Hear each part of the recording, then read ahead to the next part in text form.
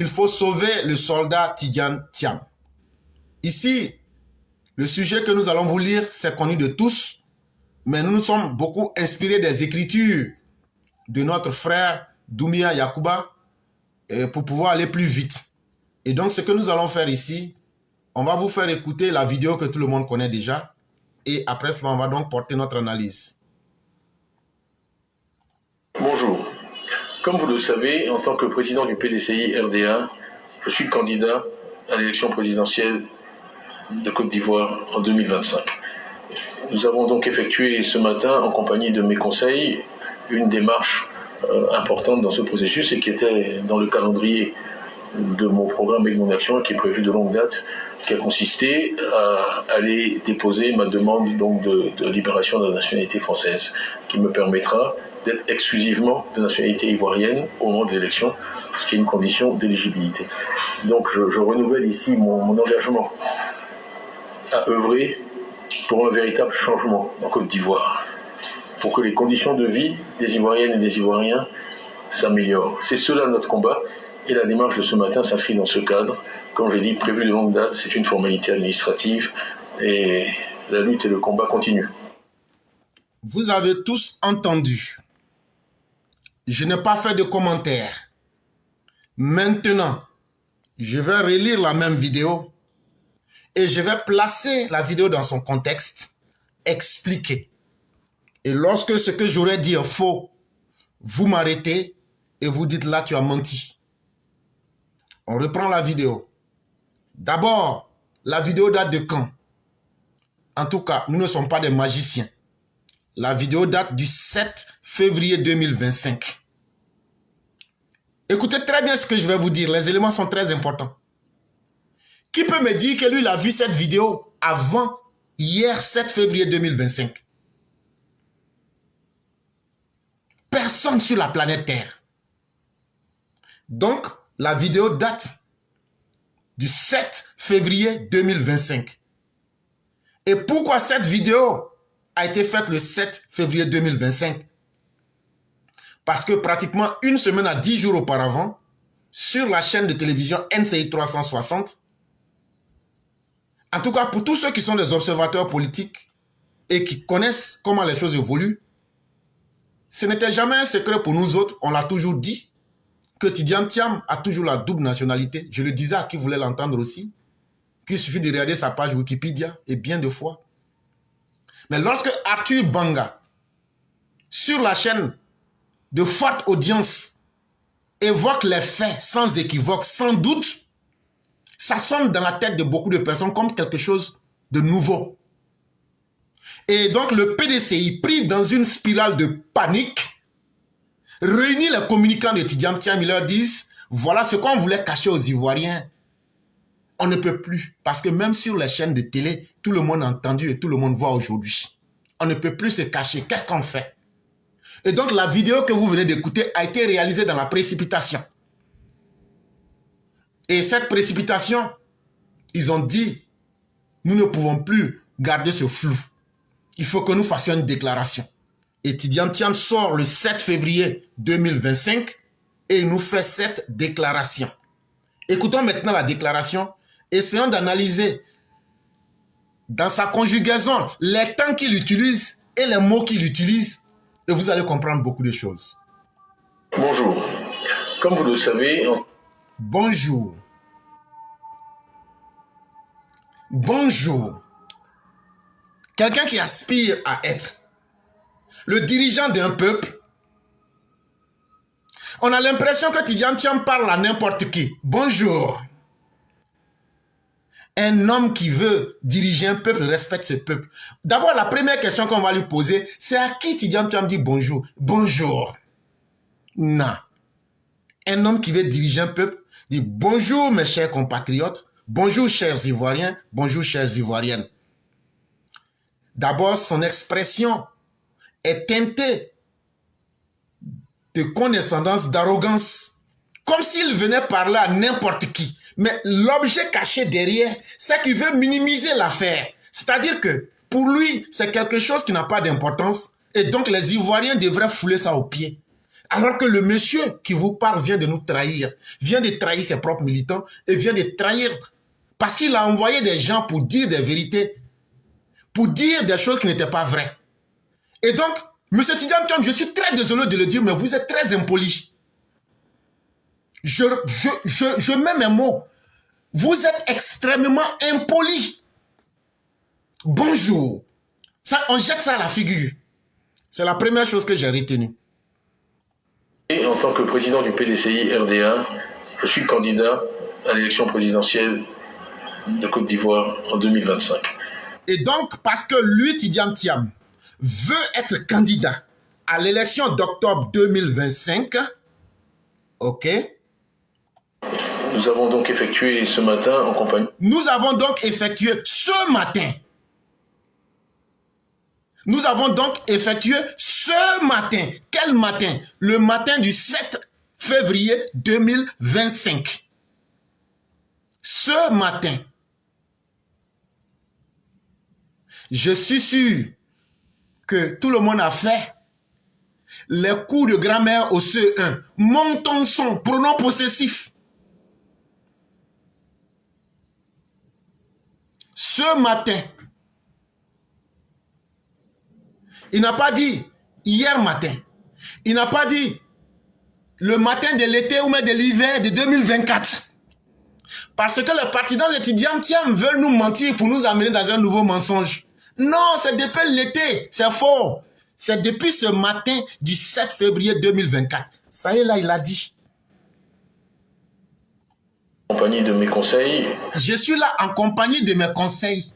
Ça veut dire, en ce matin du 7 février 2024, ceux qui m'ont conseillé en arrière-plan, nous avons décidé les mensonges qu'on avait dit à Bredoumi, les mensonges qu'on avait dit au faux docteur Chérif Ousmane, les mensonges qu'on avait dit à Chrysotome de venir dire aux Ivoiriens, puisqu'on n'a pas pu tromper les Ivoiriens, ils m'ont dit qu'il n'y a plus d'autre choix. Il faut que moi-même, Tidiane Thiam, je sorte maintenant au grand jour pour venir me présenter. On a essayé de mentir aux Ivoiriens. J'ai utilisé Chrysotome, qui est l'avocat du PDCI, pour dire que Tidiane Thiam pouvait être candidat parce qu'il n'avait plus de double nationalité. J'ai utilisé Ousmane Chérif et il a utilisé, comment il s'appelle, Bredoumi Soumaïla. Mais vu que les choses se sont gâtées, mes conseils m'ont dit que là où les choses sont aujourd'hui, là, je ne peux plus me cacher derrière le mensonge. Il faut que je sorte pour que moi-même je parle. C'est pourquoi je suis en face de vous aujourd'hui. Et je suis en face de vous ce matin du 7 février 2025 avec mes conseils pour venir dire que vrai là, j'avais envoyé des gens pour vous mentir, mais je viens aujourd'hui pour corriger le tir. Une démarche importante dans ce processus et qui était dans le calendrier de mon programme et de mon action. En fait, pour être candidat, je savais qu'il fallait être exclusivement de nationalité ivoirienne. C'était dans mon calendrier. Le verbe être au passé, c'était dans mon calendrier. Ça veut dire, il sait et il savait, mais il n'avait pas fait. C'est maintenant, en ce matin du 7 février 2025, qu'avec son conseil, il va le faire. Qui est prévue de longue date, qui a consisté à aller déposer ma demande donc de libération de la nationalité française, qui me permettra d'être exclusivement... Qui me permettra.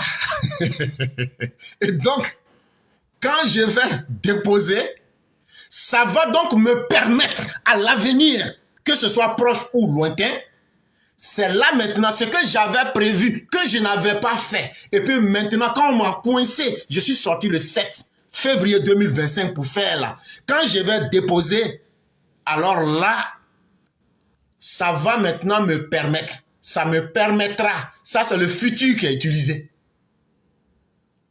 Ça va me permettre d'être candidat. De nationalité ivoirienne. Et là, je serai exclusivement de nationalité ivoirienne. Ça veut dire quoi? Au moment où je vous parle, je ne suis pas exclusivement de nationalité ivoirienne. Ça veut dire, en ce 7 février 2025, là où je suis sorti, parce que je n'avais plus le choix pour vous expliquer ce que je suis en train de vous dire, je ne suis pas exclusivement de nationalité ivoirienne. C'est quand le processus aura atteint son terme que cela va me permettre d'être exclusivement de nationalité ivoirienne. Au moment de l'élection, ce qui est une condition d'éligibilité. Donc je renouvelle ici mon engagement à œuvrer pour un véritable changement en Côte d'Ivoire. Et donc on pouvait même s'arrêter là. J'aurais pu rentrer dans l'explication même du visuel. Quand vous le remarquez très bien, Tidjam Thiam n'est pas à l'aise. Quand vous le remarquez, vous avez l'impression que son visage s'est replié sur lui-même. Ça fait partie des 5 signes des menteurs. Lorsque quelqu'un ment, chez les blancs, ça se voit facilement, le visage, le sang monte. On dit donc qu'il rougit. Mais chez nous, les noirs, quand on ment beaucoup, soit on sue, ou bien on a l'impression que le visage, là, ça se replie sur lui-même. Et ça, regardez très bien le visage de Tidjam Thiam, et vous verrez que lui-même, il n'est pas à l'aise lorsqu'il parle. Il parle sous la contrainte pour corriger un mensonge qu'il avait voulu établir. Et il le dit, c'est sous l'avis de ses conseils que lui-même, ce que les autres n'ont pas réussi à faire, c'est repérer le mensonge qu'ils n'ont pas réussi à faire passer. Ils lui ont dit, il n'y a plus d'autre choix, il faut que toi-même tu viennes pour corriger le tir. Et donc c'est très dangereux. Des gens qui n'ont pas encore été au pouvoir, qui commencent déjà à s'illustrer par le mensonge. Demain, et c'est ce que nous avons toujours dit, demain vous diront quand ils sont venus, les caisses de l'État étaient vides. Et qu'est-ce que vous allez leur dire? En vérité, il faut sauver le soldat Thiam parce qu'il souffre de la maladie du mensonge, de la tromperie et de la fourberie. Et avec les explications que je viens de vous donner, les choses sont tellement évidentes. Mais quand vous partez prendre leur journal, ils sont en train de mentir aux gens que c'est depuis 2024 qu'ils ont entrepris la démarche. Mais les propos de Tidjam Thiam, dans cette vidéo que vous venez d'écouter et que je viens d'expliquer, vous n'allez pas me dire qu'il n'y a pas de professeur de français qui ne milite dans le PDCI. Ben, je vous mets au défi de venir vous arrêter devant ici pour dire que ce que j'ai dit est faux, ou bien que j'ai dénaturé ce qu'il a dit. C'est de cela qu'il est question. Ou bien, celui qui est dans la vidéo là, allez refaire un nouveau mensonge pour nous prouver que c'est le sosie de Chaka Dian qui est en train de parler, mais ce n'est pas lui-même. Allez nous prouver que c'est l'intelligence artificielle. Mais là encore, vous ne pouvez pas. Parce que le message original, il y a le logo du PDCI. Le message vient des officines d'information du PDCI. Si vous partez sur ma page, le message original vient du PDCI. Et quand ils ont fini, vous avez joué l'hymne du PDCI. Donc, là encore, vous ne pourrez pas dire que le message n'est pas authentique. Donc, si le message est authentique, c'est que celui qui a parlé, c'est Tidjam Thiam. C'était le 7 février 2025. Et ce n'est pas l'intelligence artificielle. Donc, vous ne pouvez pas nous faire croire à ce qu'il n'est pas. Aucune démarche n'a été faite en 2024. C'est à partir de ce 7 février 2025, Tidjam Thiam même le dit dans cette vidéo que vous avez entendue, qu'ils vont commencer les démarches. C'est vrai qu'ils avaient l'intention. Mais pourquoi ils n'ont pas fait? Parce qu'ils voulaient tromper les Ivoiriens.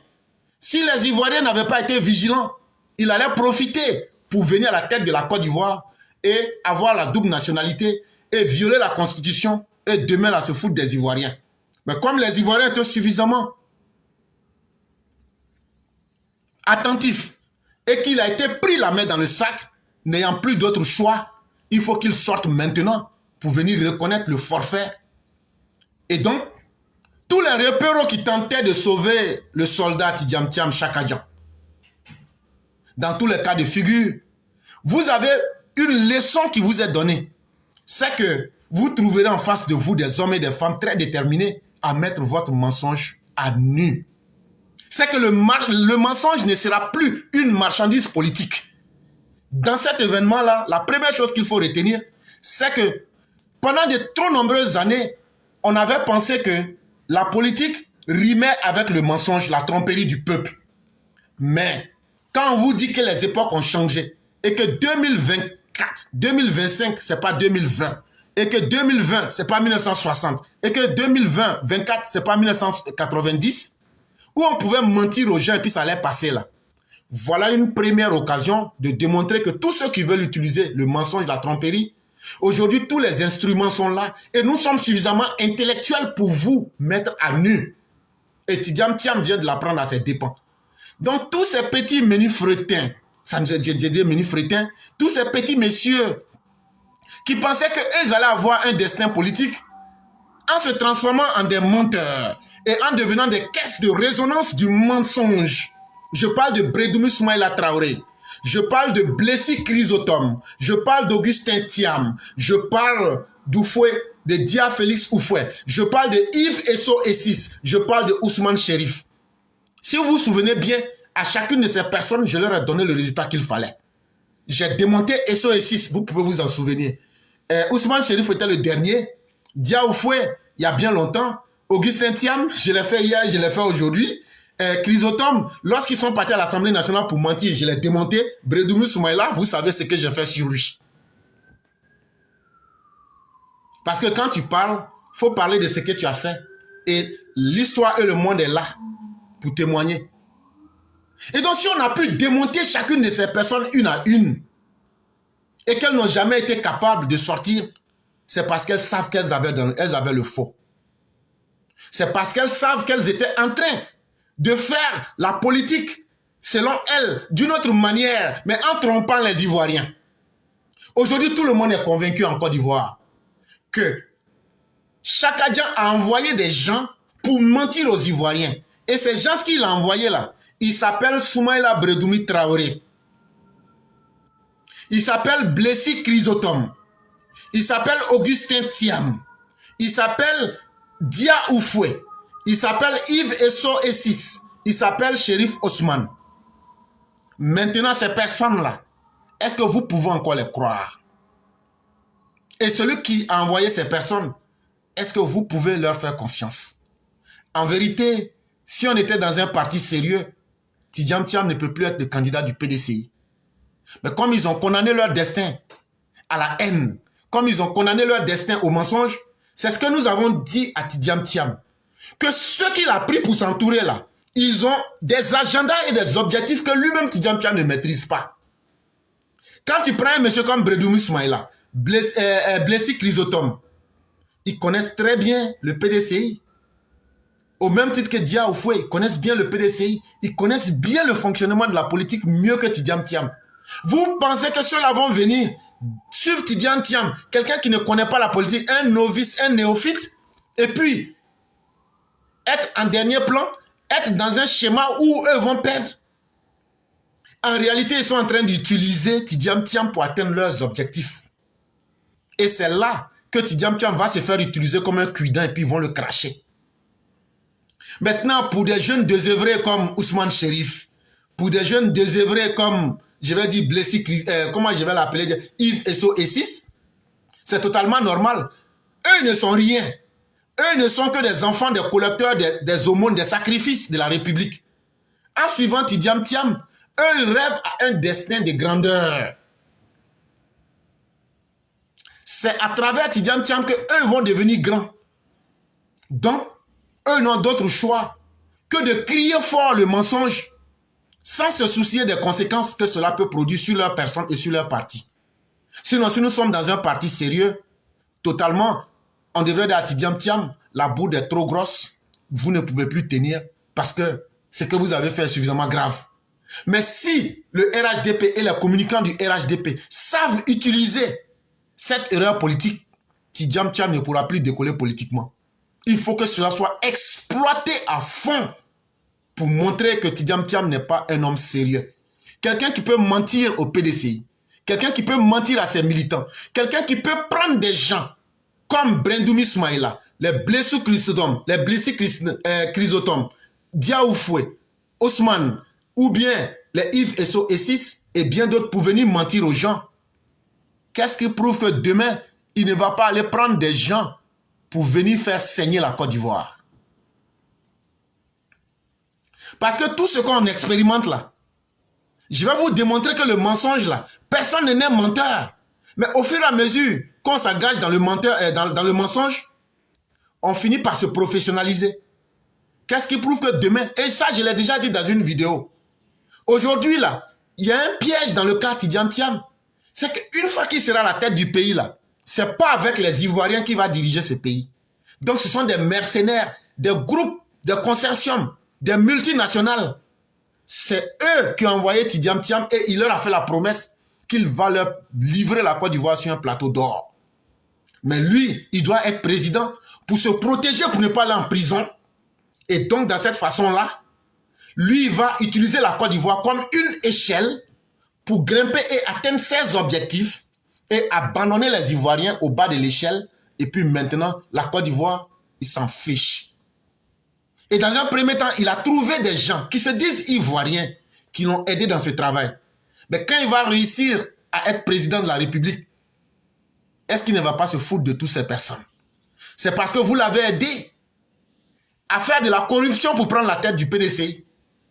Mais si le PDCI a accepté d'être un parti qui est devenu un parti de boîte de nuit, de maquis, où des repéros vont s'asseoir pour raconter leur vie, la Côte d'Ivoire, ce n'est pas le PDCI.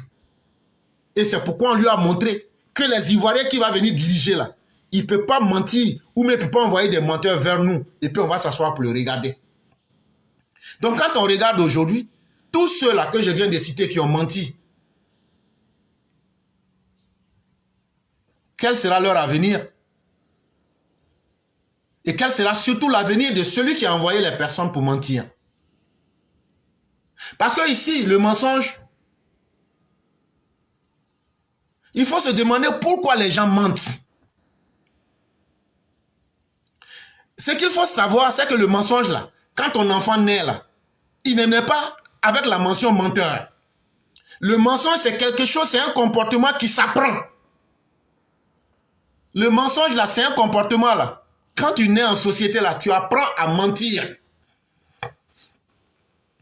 Donc, avant de savoir pourquoi certaines personnes mentent, il faut d'abord comprendre que c'est un comportement qui est choisi. Et c'est un comportement qu'on cultive avant de pouvoir en faire un mode et l'utiliser. Quand tu comprends ça bien, tu comprends donc que le menteur là, c'est un mécanisme qu'il adapte pour éviter toute situation difficile, pour éviter d'assumer les conséquences de ses actes, pour éviter ou bien pour manipuler. Voilà pourquoi les gens mentent. Et dans le cas de Tidiane Thiam, quand il est venu, comment il a envoyé ses menteurs pour se présenter aux Ivoiriens? Non, celui que nous vous présentons, il est même chose comme Alassane Ouattara. Et vraiment, même souvent, même, je peux dire même qu'il est mieux qu'Alassane Ouattara parce qu'il a fait la Polytechnique, il a fait ceci, il a été directeur. Quand vous les entendez, c'est toujours la même rengaine. Il a fait la Polytechnique, il a géré le Crédit Suisse, il a géré Prudential, il a géré tant. Et donc, en voulant faire croire que Tidiane Thiam était plus qu'Alassane Ouattara, nous autres savons le combat qu'on a mené. Et on leur a vite fait comprendre que non, on va vous ramener sur terre. Mais quand on les a limés correctement, ils sont sortis ici. Du surdiplômé de l'extraterrestre Tidiane Thiam, lui-même il est sorti pour dire que lui il est simple ingénieur. Lui-même il l'a reconnu, qu'il n'est qu'un simple ingénieur.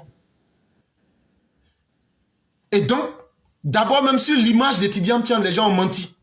Maintenant, l'image que vous voulez lui donner là, où sont les résultats?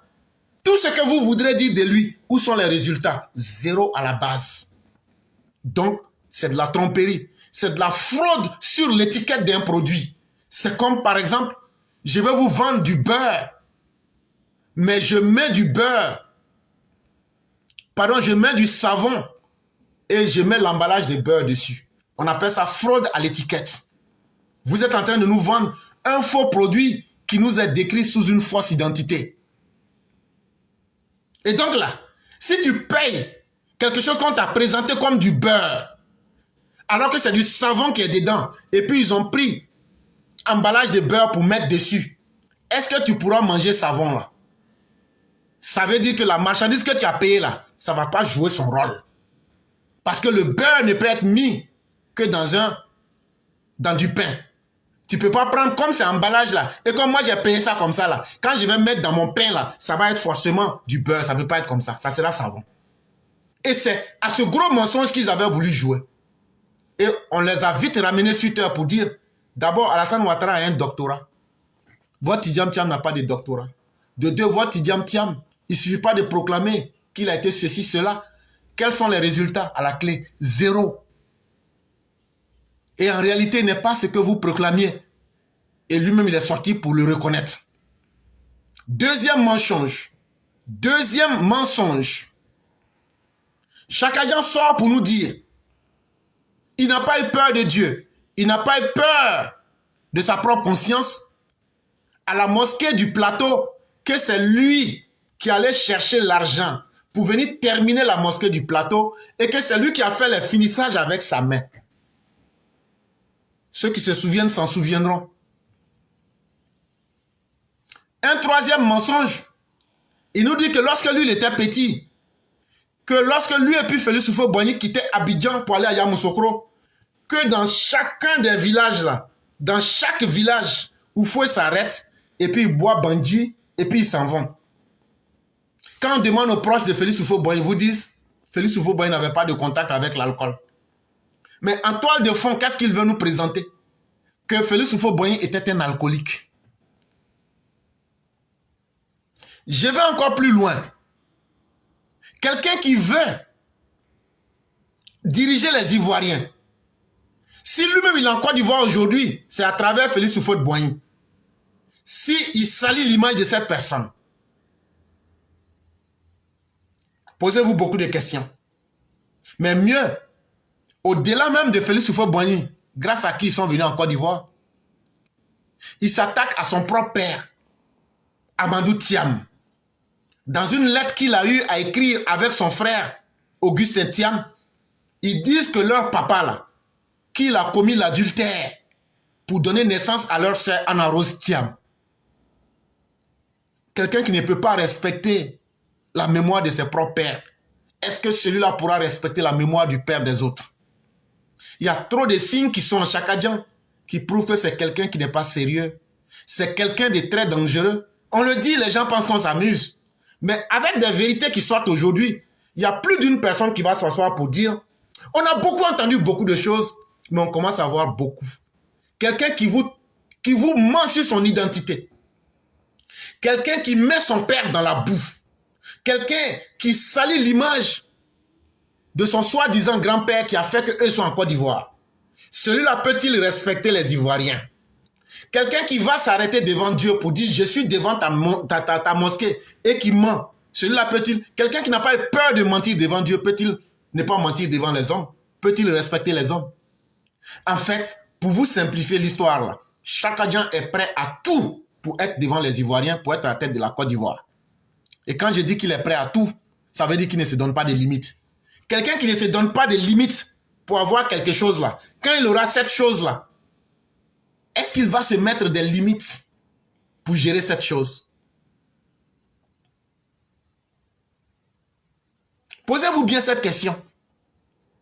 Si vous voulez encore d'autres exemples de Chaka Dian, Chaka Dian là, c'est lui partout où il est. C'est lui qui a fait faire écouter M. Adjoumani. Il a envoyé Soumaïla Bredoumi Traoré pour écouter. Ça veut dire quoi? Les mêmes sales méthodes qu'il avait et qui ont fait qu'il a été chassé du Crédit Suisse pour espionnage et autres, il ne se donne pas de limites. Il est capable du pire pour atteindre ses objectifs. Derrière l'individu que vous voyez là, c'est un homme, c'est un psychopathe sans limite. Et il ne va pas, au moment où vous allez donner le pouvoir là, en tout cas, c'est là que vous allez connaître son vrai visage. Dans un SMS, ça veut dire message par téléphone, envoyé le 27 octobre 2016. Chaka Dian, là, la femme qu'il a actuellement, là, puis ils sont en train de divorcer, là. Celle qu'il a actuellement, là, ils veulent divorcer. Est-ce que vous savez que la femme était mariée? Mais Chaka Diam sortait avec la femme là. Et en plus de cela, il a fait partie des gens derrière le monsieur de la femme, le mari de la dame. Et puis il espionnait. Avec l'argent de la banque Crédit Suisse. Demain, quand Chaka Diam va venir prendre votre argent pour aller investir ça au Sénégal ou en France, est-ce que vous pouvez venir vous arrêter devant lui pour lui dire pourquoi tu n'as pas fait goudron, pourquoi tu n'as pas fait ce que Alassane Ouattara faisait? Voilà bien l'homme. Quand il était au Crédit Suisse, il a menti aux clients. Ils ont fait des faux comptes. Ils ont menti aux clients. Et puis ils ont pris l'argent des clients et se sont donné de grosses commissions. Avec, dans l'affaire Human Longevity, l'affaire Spax, avec des Chinois, Chaka Diam a créé des sociétés écrans. Ça veut dire des fausses sociétés qui n'existent pas. Il allait les présenter aux Chinois pour dire voilà des sociétés que nous avons cotées en bourse. Il a eu l'argent des Chinois. Après là, l'affaire est tombée à l'eau. C'est un homme comme ça, vous voulez qu'il n'a qu'à venir diriger la Côte d'Ivoire. C'est que je suis en train de vous raconter là. Si vous voulez là, je vous lis le email. Ce n'est pas la première fois que j'en parle.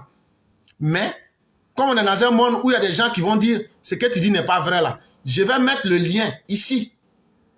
Je vais mettre le lien ici pour que tous ceux qui veulent lire, vous puissiez le lire pour comprendre combien de fois ce Chaka Diam est dangereux.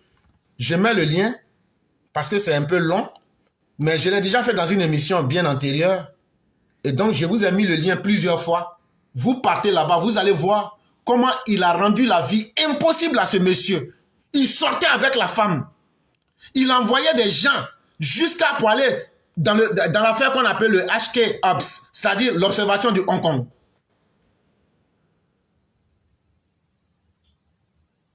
Il a pris l'argent de Crédit Suisse pour faire poursuivre Iqbal Khan, comme si on était dans un film de James Bond.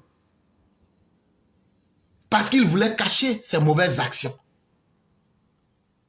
Il a pris l'argent de Crédit Suisse pour faire espionner l'ancien mari de celle qu'il a actuellement. Et l'affaire en justice, ils l'ont poursuivi pour 15 millions de dollars. L'affaire en justice.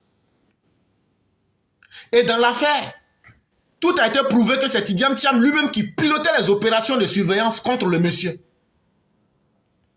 Les faits se sont déroulés à l'hôtel Dolder, Grand à Zurich. Mais ce monsieur n'est qu'un brigand. Ce monsieur n'est qu'un bandit qui recherche refuge. Chers Ivoiriens, ouvrez un peu les yeux. Les bredoumis que vous voyez là, avec les chrysosomes là, quand il est venu là, il leur a distribué des prébendes pour pouvoir prendre le PDCI. Et certains même le soupçonnent même d'avoir fait empoisonner Bédié pour accélérer la mort de Bédié. Il y a certains qui disent ça. Là, je n'ai pas de preuves. Parce qu'il faut être véridique dans ce que tu dis. Mais on a entendu ça. Que ce soit vrai ou pas, en tout cas, nous, la mort de Bédié, ce n'est pas moi qui le regrette. Mais il faut qu'on dise les choses aux Ivoiriens. Il faut qu'on vous explique clairement les choses. Là, si vous voulez, là, vous vous laissez embobiner dans ce que vous voulez, ce n'est pas notre problème. On va donc terminer ici avec cette vidéo qui certainement va peut-être servir à certains pour gagner en conscience. Oui. Je suis content parce que moi j'étais sûr de...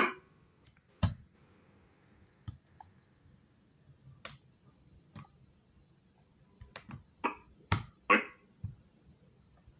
Je suis content parce que moi j'étais sûr de mon information, parce que je ne peux pas me mettre à une heure de grande écoute sur une émission aussi sérieuse que 360 pour dire des choses qui ne sont pas vraies.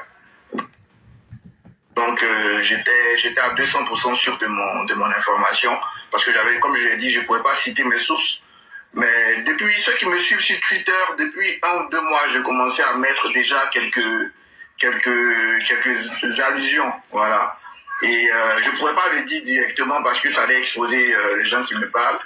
Donc j'ai attendu un petit article de Jeune Afrique, une petite page dessus. Donc là, j'étais sûr maintenant que j'allais pouvoir protéger mes sources.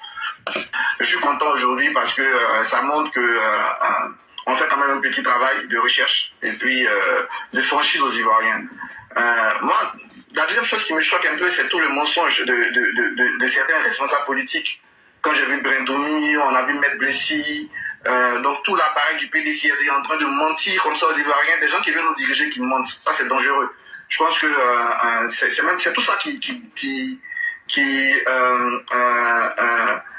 déprécie l'image de la politique auprès des jeunes. Voilà, c'est tout ça qui déprécie l'image de la politique auprès des jeunes. Parce que le PDCI a menti aux Ivoiriens pendant au moins une semaine jusqu'à aujourd'hui, alors qu'il y avait juste à faire amende honorable et reconnaître que lui, pour l'instant, n'a pas fait. Et comme ça a enrichi le débat politique et qu'on compte. Personnellement, je suis content parce que mon engagement dans le débat politique, c'est ça, c'est justement appeler à ce genre de débat, influencer certaines décisions, parce qu'au-delà même du juridique, comme je l'ai dit dans l'émission, les gens sont restés sur ma déclaration juridique. Mais au-delà du juridique, je trouve immoral qu'on calcule encore pour, excuse-moi Ivoirien, faire des calculs alors que tu es élu président du PDCRDA depuis décembre. Moi, je trouvais ça déjà immoral au-delà de la légalité. Voilà, maintenant, aujourd'hui, il va essayer de se mettre dans la légalité. Je ne sais pas encore, il faut que les juristes, je vais me renseigner chez quelques juristes si le temps est suffisant. Mais moi, mon idée, c'est que Tidiane Thiam soit présent à l'élection présidentielle et qu'il soit présent et qu'on ait un combat. Mais je pense que c'est mal compris. Quelqu'un qui voulait faire la politique autrement, encourager son parti à mentir de la sorte, envoyer ses chiens de garde, tous ces cyberactivistes, insulter, alors qu'ils savent que j'avais vraiment raison. Ça, c'est pas un signe d'ouverture, c'est pas un signe de nouvelle politique. Voilà ce que je peux dire à chaud sur cette information. Et donc, on va terminer ce problème ici pour expliquer que ceux qui nous demandent qu'est-ce qui va se passer. Ce qui va se passer, c'est que maintenant, s'il veut être véritablement candidat, comme il le dit, hein, s'il a déposé les dossiers là, et qu'ils disent qu'ils ont déposé depuis l'été là, ils n'ont qu'à nous apporter le reçu. Ils n'ont qu'à balancer le reçu. Je l'ai dit, tu ne vas dans aucune administration déposer un papier tant qu'on ne te donne un reçu. Ils n'ont qu'à nous montrer le document. C'est faux. C'est à partir de hier 7 là qu'ils ont commencé. Et donc, il y a des gens qui vont me demander, mais qu'est-ce qui va se passer? Ce qui va se passer, si c'est à partir de la Côte d'Ivoire qu'il va faire, il va déposer ça auprès de l'ambassade. Et l'ambassade, après étude, va transmettre ça au ministère des Affaires européennes, françaises, ministère de l'Europe ou quelque chose comme ça. Eux vont étudier et après maintenant, un décret sera pris. Un décret de renonciation à la nationalité. Et une fois que ce décret est pris, c'est pas fini. Ils vont faire revenir le décret et chaque agent en Côte d'Ivoire va s'approcher du bureau de la naturalisation et de la réintégration en Côte d'Ivoire. Il va déposer un dossier avec surtout le décret de dénaturalisation ou bien de renonciation à la nationalité française. Quand il va constituer ce dossier qu'il va déposer en Côte d'Ivoire, maintenant ce bureau en Côte d'Ivoire, après étude, pour valider, doit faire passer cela au chef de l'État, son Excellence Alassane Ouattara, pour demander une procédure de réintégration. Et c'est le chef de l'État qui va signer le décret. Et donc, ça veut dire qu'il a encore du chemin à parcourir. Et donc, on se pose bien la question, est-ce que Chaka Dian pourra être dans le temps? Mais pourquoi Chaka Dian voulait cacher sa vraie identité aux gens sur sa nationalité? C'est parce qu'en réalité, il n'a pas confiance à la nationalité ivoirienne. S'il est ivoirien, là, toutes les mauvaises choses qu'il a faites dans le monde, là, il s'est dit que la nationalité française peut le couvrir mieux que la nationalité ivoirienne. C'est ce qui le faisait douter. Et vous vous souvenez, je viens de vous dire que lorsque quelqu'un ment, il y a toujours un mécanisme derrière. C'est parce que la personne redoute les conséquences d'une certaine action. On ment pour ne pas se confronter, pour ne pas affronter les conséquences de ce qu'on redoute. Pour ne pas accepter la punition ou même le jugement d'un acte. Et ce qu'il craignait, les conséquences de ce qu'il craignait, c'est qu'en perdant la nationalité française, toutes les condamnations et toutes les procédures judiciaires qui sont en cours, c'est un gros risque qu'il prenait.